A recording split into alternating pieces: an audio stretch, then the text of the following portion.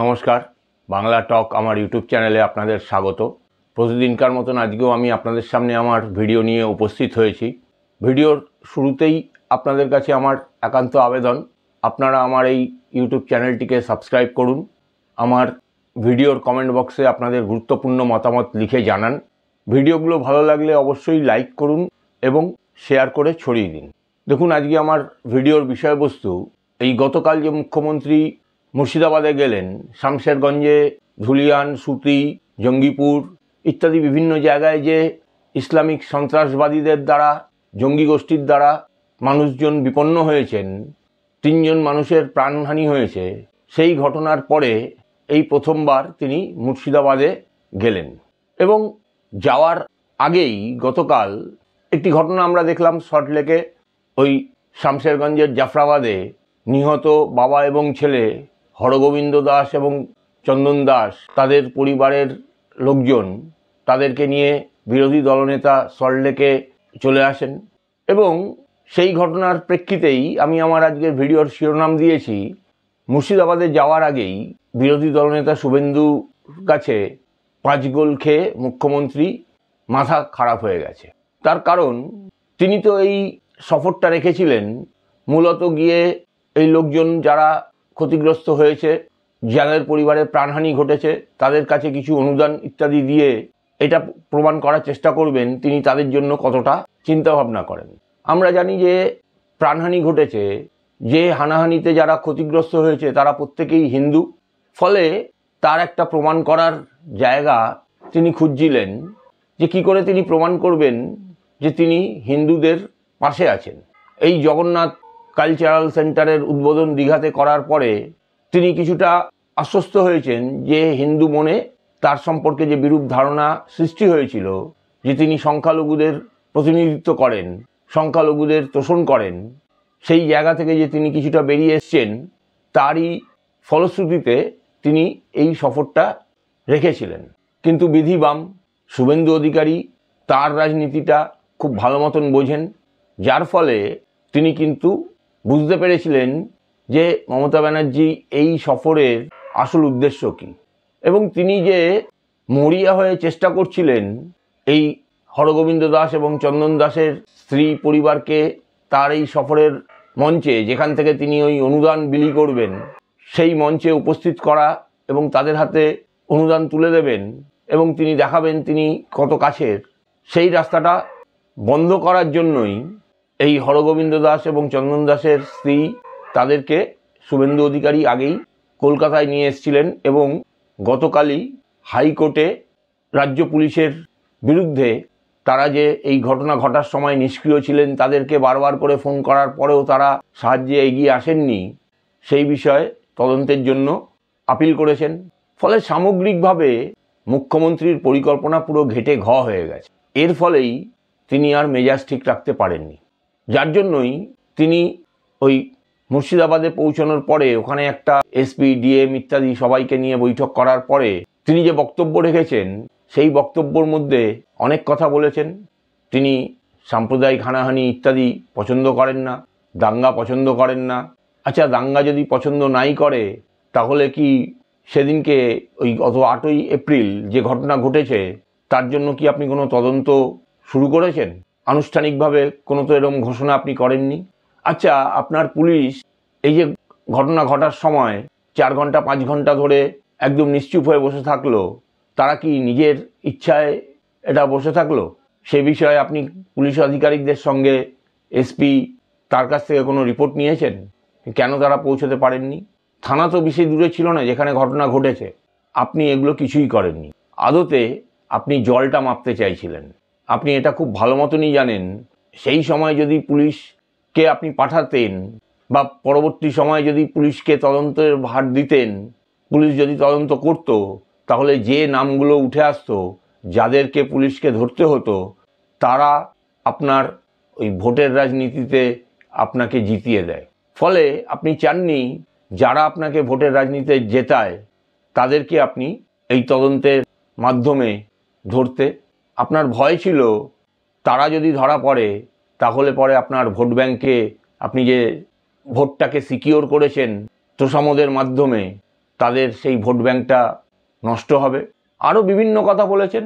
সেদিনকে এই মৌলানা ইমামদের যে মিটিং ছিল এবং সেই মিটিংয়ে নিষিদ্ধ সংগঠন সিমির যে লোকজন উপস্থিত ছিল, আপনি তাদের বিরুদ্ধে কোনো কথা বললেন না। অথচ আপনি কিন্তু হিন্দু ধর্মের নাম না উচ্চারণ করেই কার্তিক মহারাজকে নিশানা করলেন। আপনি বললেন লাইট নিভিয়ে রাখা হয়েছিল, 48 ঘন্টা নাকি অন্ধকার করে রাখা হয়েছিল। তাহলে তো আপনার ব্যর্থতা। বিদ্যুৎ দপ্তর তো আপনার সরকারের অধীনে। তাহলে আপনার সরকারের অধীনে যে দপ্তর, তারা যদি আপনাদের কথা না শুনে একজন মহারাজ সাধু সন্তের কথা শুনে চলেন, তাহলে তো বলতে হয় আপনার সরকারের আর এই রাজ্যে ক্ষমতায় থাকার অধিকারই নেই। আসলে আপনি এখন চারদিক থেকে চক্রব্যূহে ফেঁসে গেছেন। একদিকে যেমন চাকরিহারা, তাদের চাপ, দুর্নীতি, প্রবল চাপ, আবার ওদিকে দীঘাতে জগন্নাথ কালচারাল সেন্টার, সেটাকে জগন্নাথ ধাম নাম দিয়ে সেখানেও আবার পড়শি রাজ্যের কাছে চাপে পড়ে গেছেন। পাশাপাশি নিজের রাজ্যে এই যে অবাঞ্ছিত ঘটনাগুলো আপনি ঘটাতে মদত দিয়েছেন, তার ফলেও কিন্তু দিনে দিনে চাপ বাড়ছে আপনার কাছে, আপনার ওপরে। ফলে আপনি মাথা ঠিক রাখতে পারছেন না। এখন আপনার উচিত কিছুদিনের জন্য বিশ্রাম নিয়ে রাজ্যপাট থেকে দূরে থাকা, কারণ আপনার পক্ষে আর এই রাজ্যকে চালানো সম্ভব না। আপনি এটা খুব ভালো মতনই বুঝে গেছেন যে এই বাইনারি যদি আপনি স্পষ্টভাবে না করতে পারেন এবং এই হিন্দু যে একত্রিত হচ্ছে ভোটটা, সেই ভোটটাকে যদি আপনি ভাঙতে না পারেন, তাহলে পরে 2026-এ যে নির্বাচন আসছে বিধানসভার, সেই নির্বাচনে আপনার ঘুরে আসার সম্ভাবনা নেই বললেই চলে। তার থেকেই আপনার এই রকম সমস্ত উক্তি, অপব্যাখ্যা, যেগুলো লোক হাসানো ছাড়া আর কিছুই না। আপনারা দেখুন গতকালকে এই মুর্শিদাবাদে গিয়ে মুখ্যমন্ত্রী কি বক্তব্য রেখেছেন, তারই একটি অংশ। আজ এখানেই শেষ করছি। নমস্কার, ধন্যবাদ। আমরা আগামীকাল ছুটিতে যাব। ওখানে বিডিও অফিসে যারা আমার সাথে দেখা করতে চান, তারা যাদের মানে ক্ষতিগ্রস্ত হয়েছে বা কিছু, তারা আমার সাথে কথা বলতে পারেন। সেটা পুলিশ অ্যারেঞ্জমেন্ট করে নিচ্ছে, অ্যাডমিনিস্ট্রেশন। আমি ওই মিটিংটা করার পরে আমি ওদের বাড়িতেও যেতাম, কিন্তু যেহেতু বিজেপি ওদের দুজনকে সরিয়ে নিয়ে গেছেন, বিজেপির বোঝা উচিত সাম্প্রদায়িক দাঙ্গা যারা করে তাদের আমরা ক্রিমিনাল বলি, তাদের আমরা কোনো ধর্ম, বর্ণ, জাতি হিসেবে বিচার করি না। এবং পুলিশের গুলিতেও একজন মারা গেছে, 3 জন। তাছাড়াও আমি কালকে তেহট্টে যে আর্মি মারা গেছেন, তার পরিবারকেও ডেকেছি, ছুটিতে আসবে। আমি আপনাদের পরিষ্কার বলছি, সাম্প্রতিক সিচুয়েশন নিয়ে আমি এমএলএদের সকলে, হিন্দু মুসলিম বোথ সাইডের, আমি ওপিনিয়ন শুনলাম। আমার সাথে আমার চিফ সেক্রেটারি মনোজ পাওয়ান ছিলেন, রাজীব ডিজি ছিলেন এবং আমাদের ডিএম ছিলেন, আরও অনেকেই ছিলেন, জেলা পরিষদের সভাধিপতি সহ। আমরা সাম্প্রতিক পরিস্থিতি নিয়ে একটা আলোচনা করলাম। আর এই জেলায় আমি দেখছি বহিরাগত কিছু লোক এসে ধর্মের নামে বিধর্ম কথাবার্তা বলে, আমি কোনো কমিউনিটিকে এর জন্য দোষ দেব না। কয়েকজন ধর্মীয় নেতা সেজেছেন, যারা যখনই পালে বাঘ পড়ে, পালে বাঘ না পড়লেও তারা বাঘ বাঘ করে চিৎকার করে রাজনৈতিক ফায়দা নেয়, এবং তারাই কিন্তু দাঙ্গা ঘটিয়ে সবচেয়ে আগে পালিয়ে যায়। এই শত্রুদের গৃহশত্রু, মানে যারা জেলার শত্রু, বাংলার শত্রু, 2-3টে লোক আছে যারা এই গন্ডগোল পাকাচ্ছে। তারা নাকি বিরাট বিরাট ধর্ম নেতা, মানে ধর্মের নামে বিধর্মী নেতা, অনেক বড় বড় কথা বলেন। আর আর্থিক উৎস আমার মনে হয় বিজেপির নেতাদের জিজ্ঞেস করবেন, তারাই বলে দেবে। আমি পরিষ্কার বলছি, এর টোটাল সত্য তথ্য।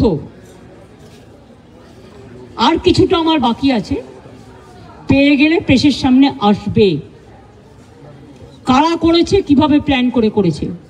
আমি নিজে হিন্দু নই, আমি নিজেও তো হিন্দু পরিবারের মেম্বার, তো আমি কেন হিন্দু মুসলমান করব? কিন্তু আমি যখন চেয়ারে থাকি বা কোনো রাজনীতি করি বা কোনো সংগঠনে থাকি, আমার কাছে হিন্দু, মুসলমান, শিখ, খ্রিস্টান, জৈন, ঈসাই, পারসিক সবাই সমান। আমি চাই না কোনো সম্প্রদায়ের লোক বাংলায় কোনোভাবে আক্রান্ত হোক।